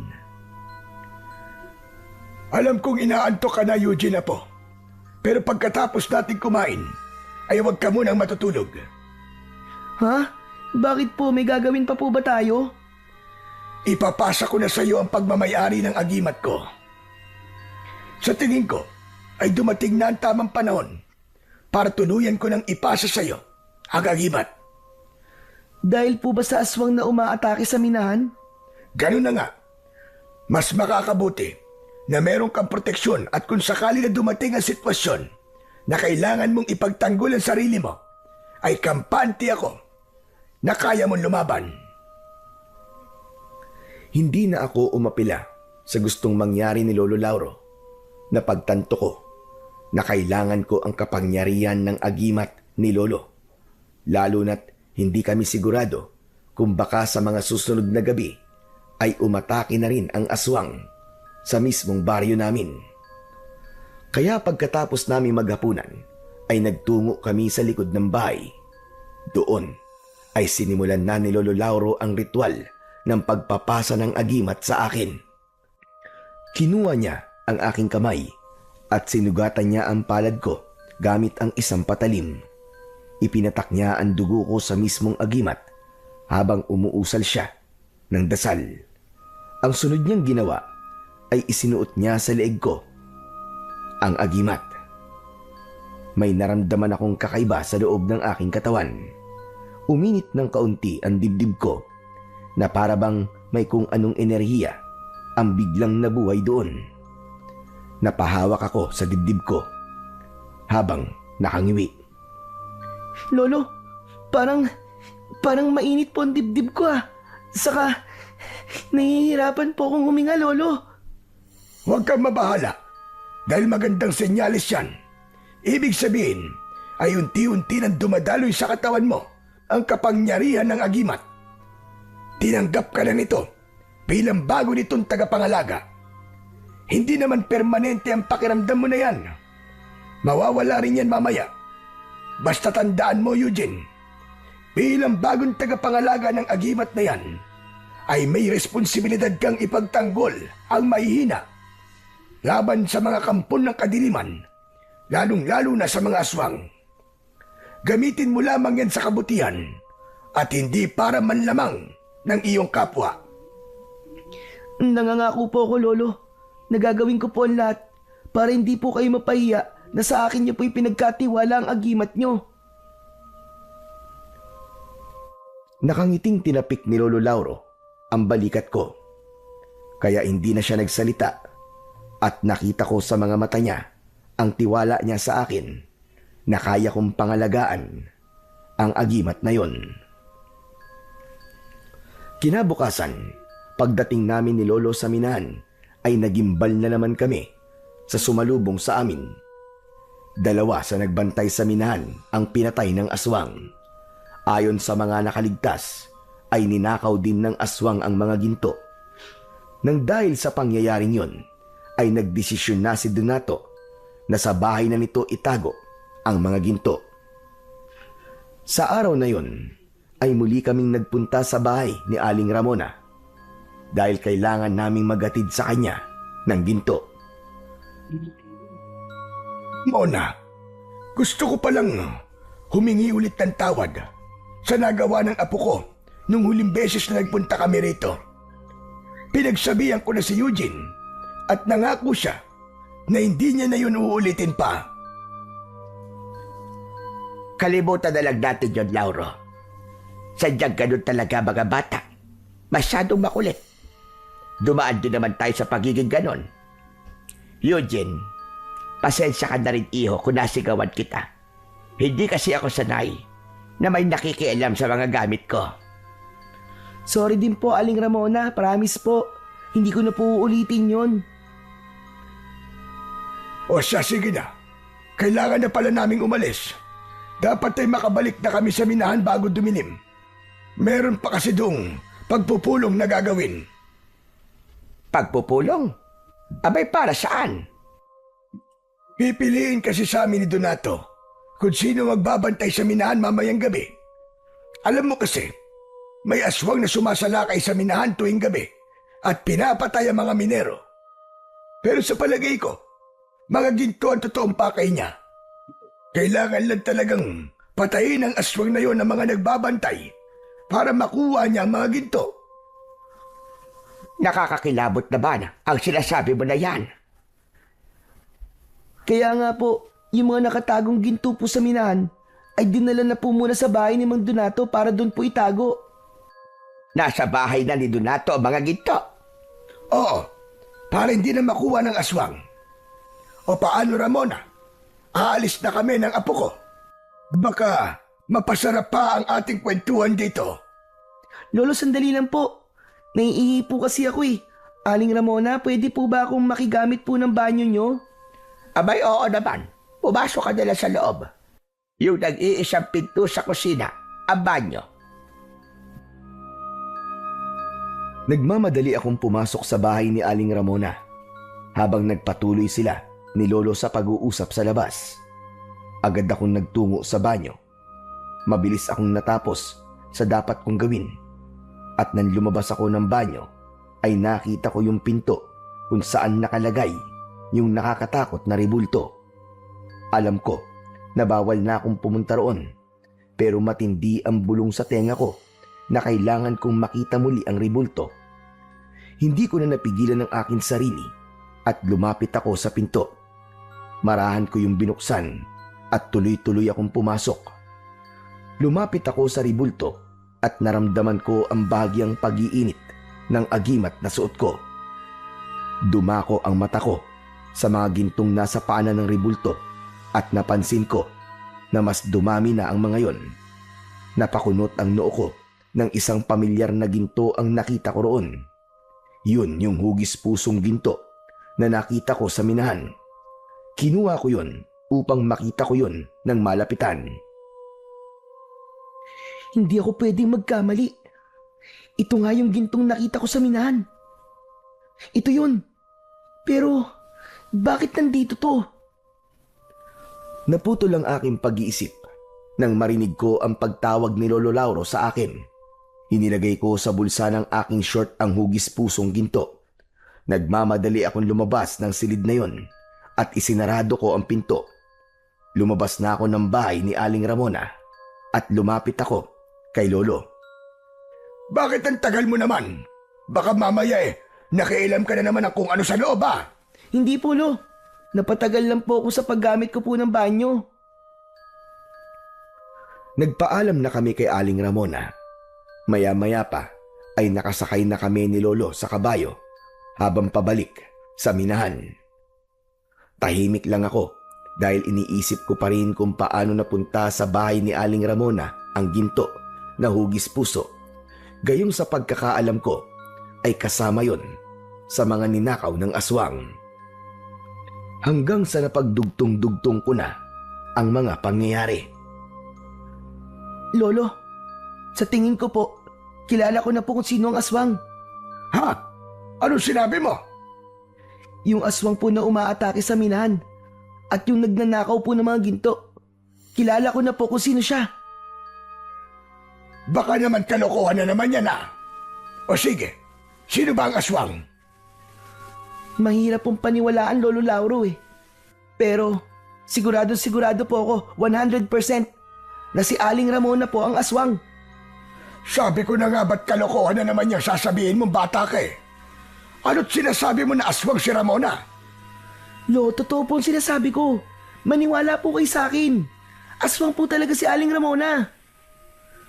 Napaka-imposible niya sinasabi mo, Eugene. Paano si Ramona ang aswang na umaatake sa minahan? Kinuha ko sa bulsa ng short ko ang hugis pusong ginto at ipinakita ko yon kay Lolo Lauro. Oh, bakit nasa iyo pa rin ang gintong yan? Hindi ba sabi ko sa'yo, ilagay mo yan dun sa lagayan ng ginto? Kaya nga po, inilagay ko naman po ito dun sa lagayan ng ginto eh. Hindi po ba nakita niyo yun?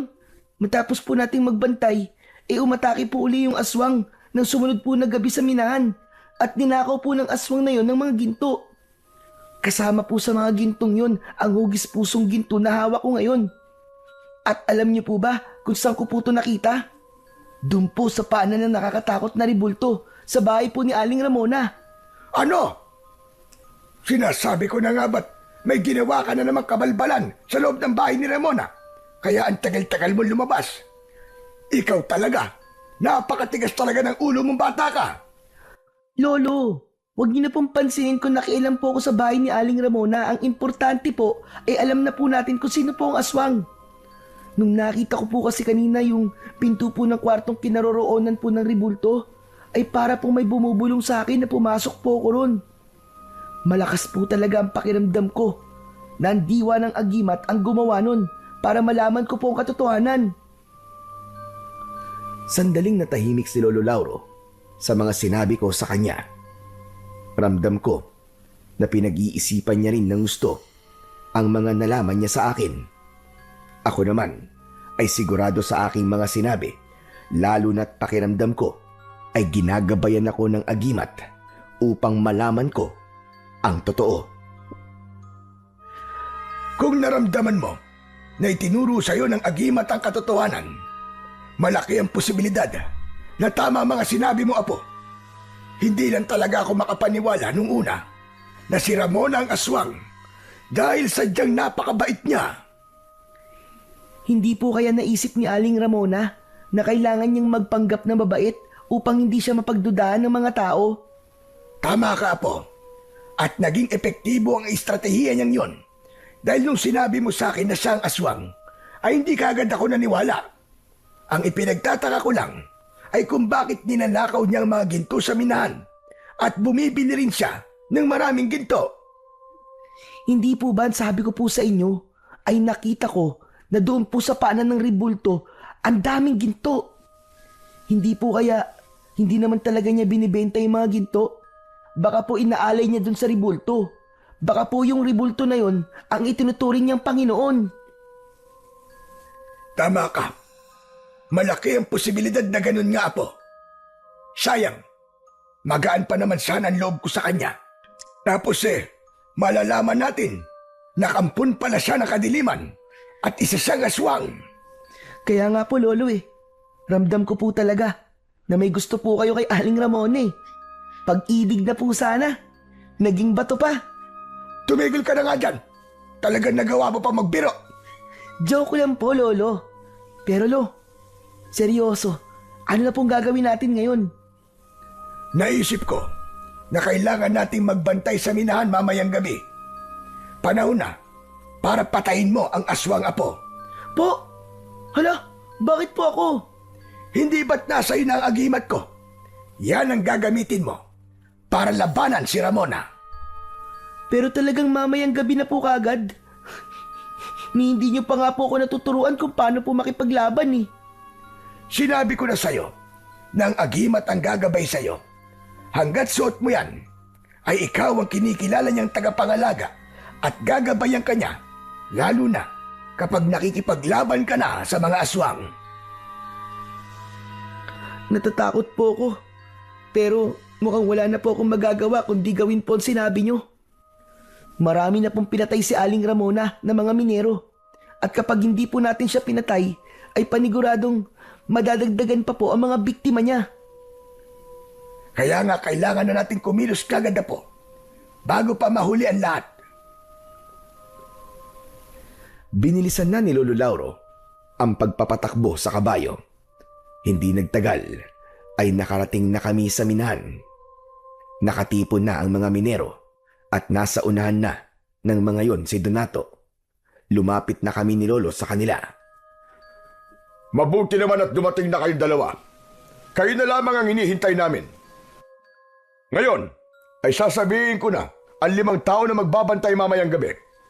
Gagawin ko ng 100,000 piso gantimpala sa makakahuli sa aswang dahil masyado na malaki ang perwisyo na gagawa niya sa aking negosyo. Umugong ang bulungan ng mga trabador. Narinig ko sa isang lalaki na kahit gawin pang 1,000,000 piso ang gantimpala ay hindi ito magbabantay sa minahan. Anito ay mahal pa nito ang buhay niya at ayaw niyang matulad sa mga naunang pinatay ng aswang. Hanggang sa nagkaroon ng lakas ng loob ang mga trabador na sabihin kay Donato na ayaw nila na magbantay sa minahan dahil natatakot sila sa aswang. Magkakasabay na umalis ang mga trabador pero nanatili kami ni Lolo Lauro sa aming kinatatayuan. Sige! Umalis kayo lahat! Mga duwag! Mga wala kayong silbi! Huwag na kayo babalik dito kahit kailan! Hindi mo sila masisisi kung ayaw nilang magbantay dito mamayang gabi, Donato. Marami ng minero ang pinatay ng aswang na yon. May mga pamilya silang naghihintay sa kanilang bahay. At sigurado ko na kahit taasan mo pa ang gantimpalang ibibigay mo sa makakahuli sa aswang, ay hindi pa rin magbabago ang isip nila. Ang dami mo sinasabing matanda ka. Kayong dalawa, ano pang ginagawa niyo rito? Umalis na rin kayo, kagaya ng mga walang kwenta at duwag ng mga trabador ko. Kami na lang ni Eugene na magbabantay dito sa minahan mamayang gabi. Huwag kang mag-alala, dahil gagawin namin ang lahat para mahuli ang aswang na yon. Aba, teka ga, mukhang nagbago ang ihip ng hangin ah. Nung una, ay ayaw mong pagbantayin si Eugene dito sa minahan. Tapos ngayon, biglang ikaw na mismo ang gustong isama siya sa pagbabantay. Alam ko na. Dahil sa dinoble ko na ang gantimpala. Tama ba ako? Hindi na ito tungkol sa pera, Donato. Sa totoo lang, wala kaming pakialam ng apo ko sa kahit na anong ibibigay mo na gantimpala. Para na ito sa mga minerong pinatay ng aswang na yon. Gagawin namin ito para matigil na ang patayan sa minahan na ito. Masyado kayata nagpapakabaya ni Lauro. Pero duda pa rin ako na kaya niyong patayin ang aswang na yon. Isang matanda at isang bata. Aba, anong laban niyo sa aswang? Pero ayos na yan, kesa walang magbantay ngayong gabi dito sa minahan ko. O siya sige, galingan niyo ang pagbabantay at ipagdasal niyo na sikatan pa kayo ng araw. Ngumisi si Donato at sumakay na siya sa kanyang kabayo. Dala na rin niya ang mga gintong nakuha sa minahan sa araw na yon. Sinundan namin ni Lolo ng tingin ang papalayong si Donato hanggang sa mawala na siya sa aming paningin. Grabe no? Ang sama-sama po talaga ng ugali naman Donato na yan. Imbis na matuwa siya dahil nagpresenta tayo na magbantay dito sa minahan, ay insulto pa po niya tayo. Hayaan mo na, Apo. Ipakita na lang natin sa kanya na magtatagumpay tayong tapusin ang kasamaan ng aswang na yon. Ituon natin ang ating atensyon sa pagbabantay. Ang mabuti pa ay magdasal na muna tayo. Pinangunahan ni Lolo Lauro ang pagdadasal. Pumikit kami habang nakayuko. Panginoon, gabayan niyo po kami ng aking apo na si Eugene ngayong gabi. Patatagin niyo po sana ang aming kalooban upang magawa po naming harapin ang panganib na maaari naming suungin. Humihingi po ako sa inyo ng proteksyon at higit sa lahat, bigyan niyo po ng tapang at lakas ng loob ang aking apo kung sakaling makakaharap niya ang kampon ng kadiliman na aswang mamayang gabi. O Panginoon, o Hari ng lahat, itinataas namin ang lahat sa inyo. Alam ho namin na hindi mo kami ipababayaan. Matapos namin magdasal sa Panginoong Diyos, ay nagkaroon ako ng lakas ng loob. Inisip ko na kahit nakakatakot at mapanganib ang magiging gabi namin sa loob ng minahan, ay kailangan kong maging matapang. Kailangan maging buo ang loob ko. Kailangan ng mapatay ang aswang upang wala ng buhay ang mawala ng dahil sa aswang. Agad naming kinain ni Lolo Lauro ang pagkain para sa magbabantay sa minahan. Habang nakaupo ako sa ibabaw ng bato sa labas, ay lumapit si Lolo sa akin at inabot niya sa akin ang isang itak. Sinabi niya na yun ang gagamitin kong sandata kung sakaling magpakita sa gabing yun ang aswang. Lolo, paano po? Kumapatay po tayo ng aswang, gaya po ng nangyari sa mga ibang minero. Apo, huwag kang mag-isip ng ganyan. Ang isipin mo ay ang tagumpay natin. Isipin mo, kapag napatay natin ang aswang na yon, ay magiging normal na ulit ang lahat dito sa minahan at wala nang mapapahamak na tao gawa ng aswang. Hindi ko po kasi maiwasang mag-isip, Lo, na baka may masamang mangyari po sa atin. Lalo na't kung sakali po, ay ito po ang unang beses na lalaban po ako sa isang aswang. Hindi ko po akalain, Lo, na sa edad ko pong ito ay magkakaroon na po ako ng ganito kabigat na responsibilidad. Alam mo, Eugene, Apo, normal lang sa isang tao na matakot. Pero tandaan mo na ang paglaban sa kasamaan ay wala sa edad o kasarian. Naniniwala ako na kaya mong gawin ang kayang gawin ng mas nakatatanda sa iyo, basta't manalig ka lamang sa iyong agimat at sa kapangyarihan ng ating Panginoong Diyos. Opo, maraming salamat po kasi palagi niyo pong pinapalakas ang loob ko. Dahil malaki ang tiwala ko sa iyo, Apo, hindi ko ibibigay sa iyo at ipagkakatiwala ang agimat na yan kung wala kang kakayahan na gamitin yan upang ipagtanggol ang kabutihan laban sa mga aswang. Matapos ang aming pag-uusap ng aking Lolo Lauro, ay nagpatuloy na kami sa pagbabantay sa loob ng minahan.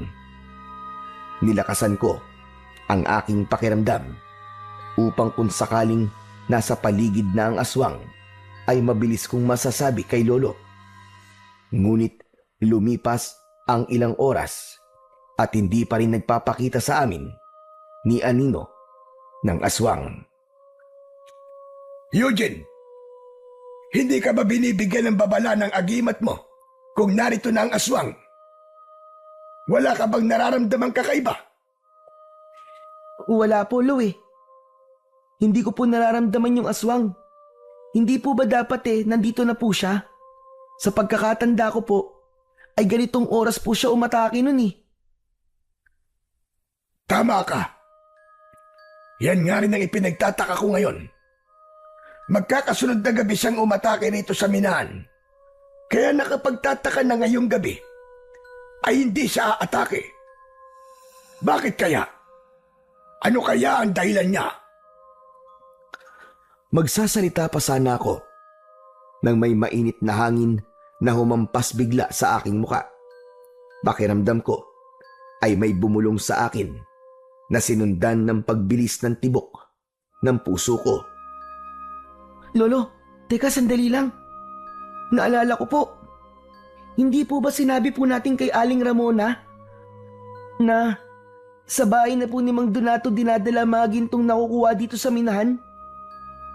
Hindi po kaya wala pa rin po dito hanggang ngayon ng aswang ay dahil sa bahay po siya ni Mang Donato aatake para kunin po doon ang mga ginto. Diyos ko!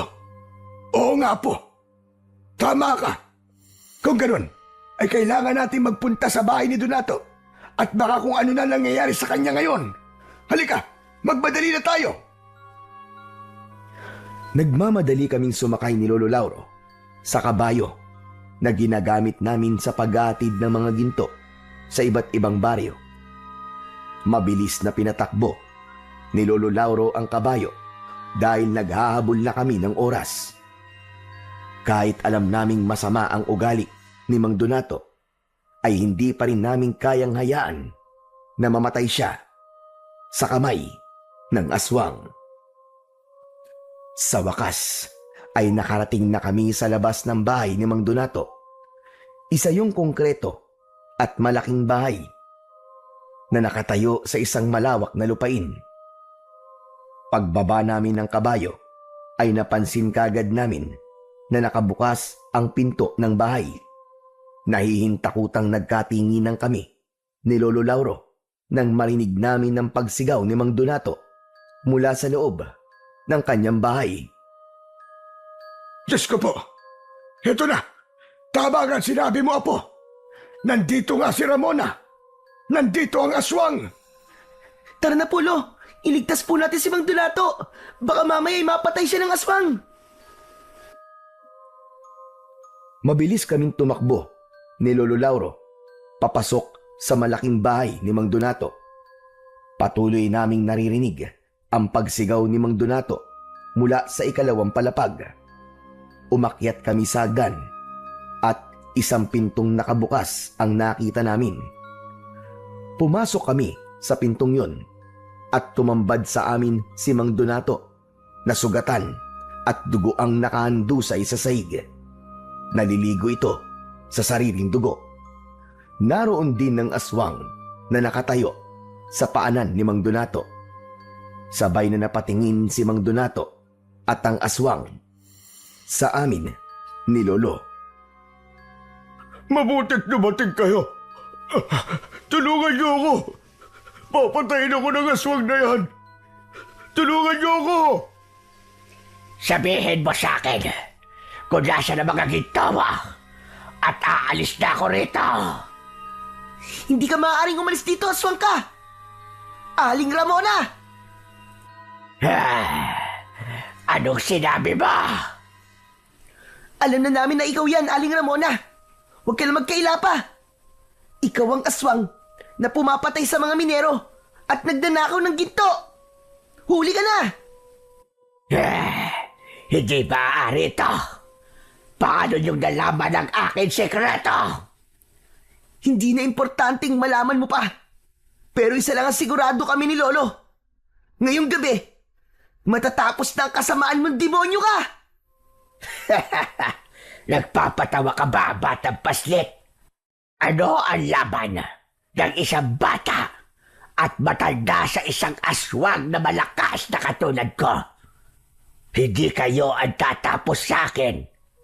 Hindi ako papayag na mapigilan niyo ako sa aking misyon. Kailangan ko ng maraming ginto upang ialay sa aking Panginoon, upang muli siyang mabuhay at makapaghasiksa ng lagim at kamatayan sa buong mundo. Hayop ka talaga! Hayop kang aswang ka!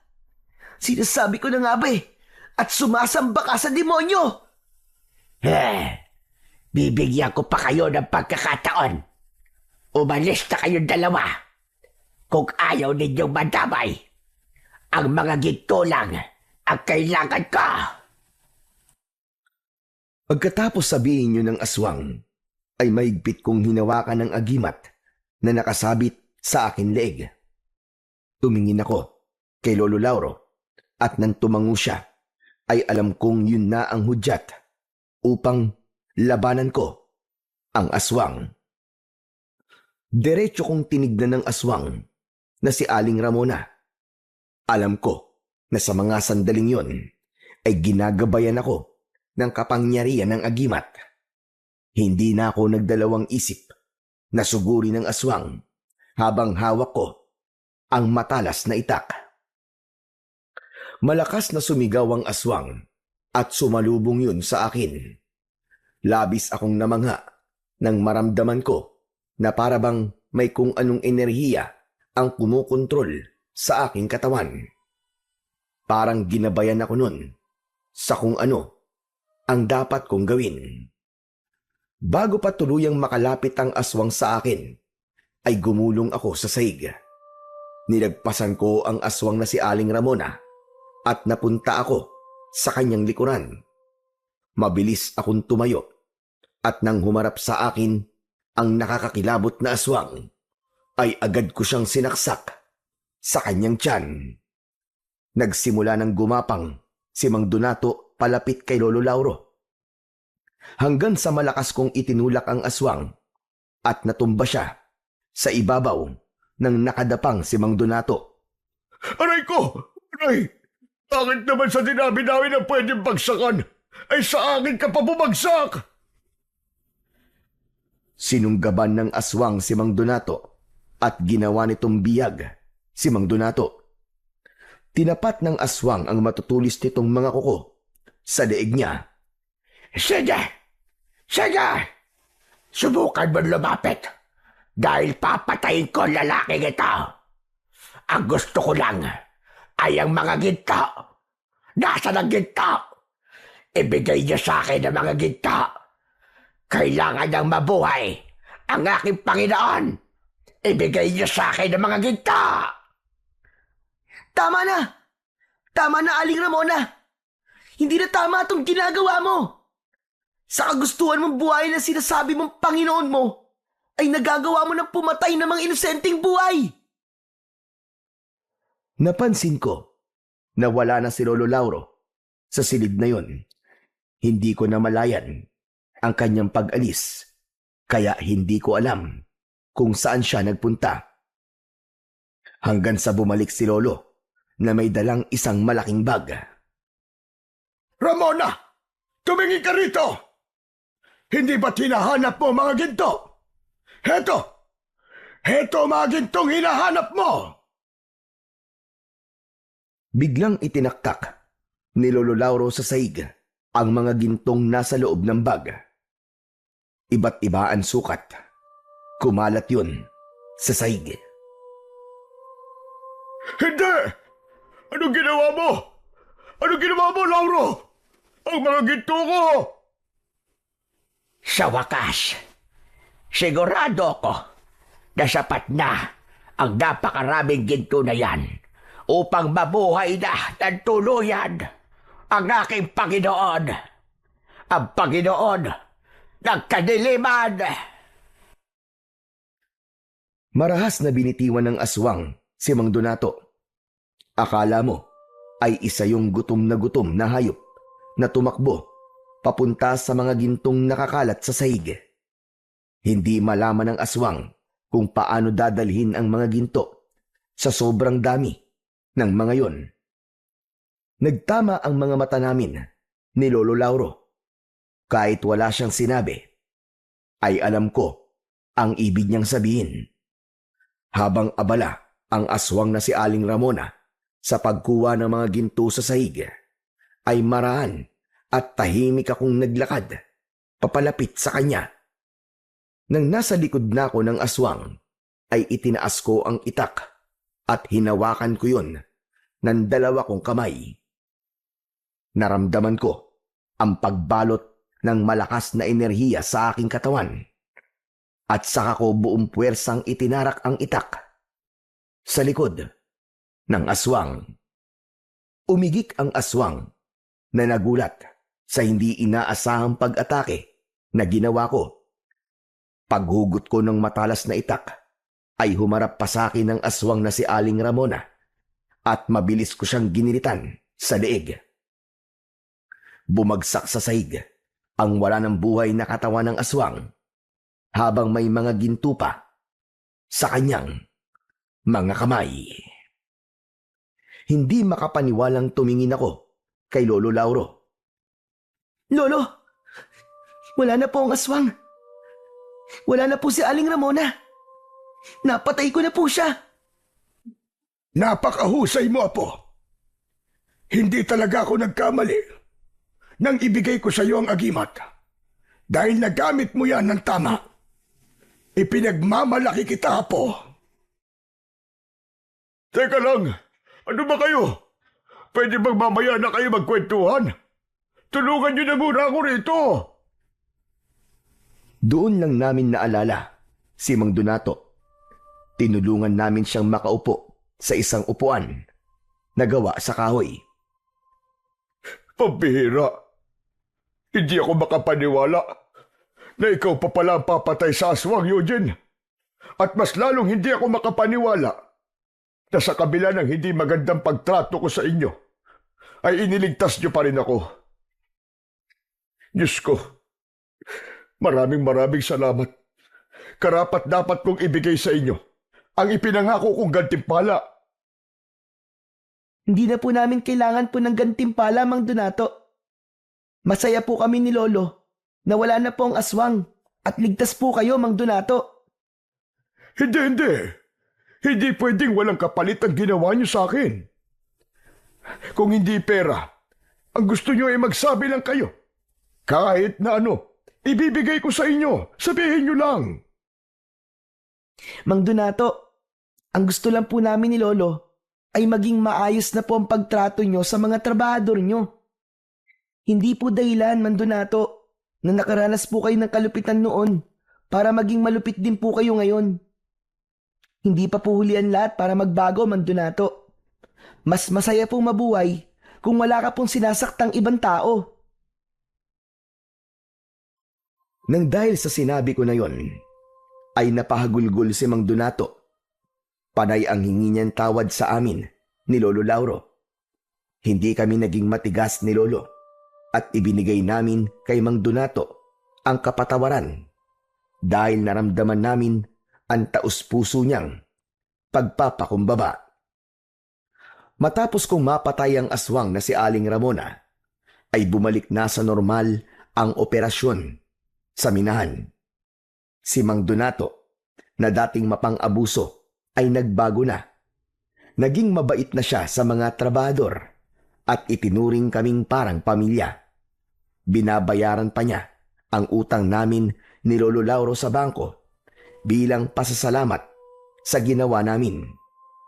Sa tulong niya, nakapagsimula kami ng maliit na negosyo habang patuloy pa rin kaming tumutulong sa mga minero. Isang araw, ibinaon namin ni Lolo sa lupa ang ribulto ni Aling Ramona kasama ang mga ginto.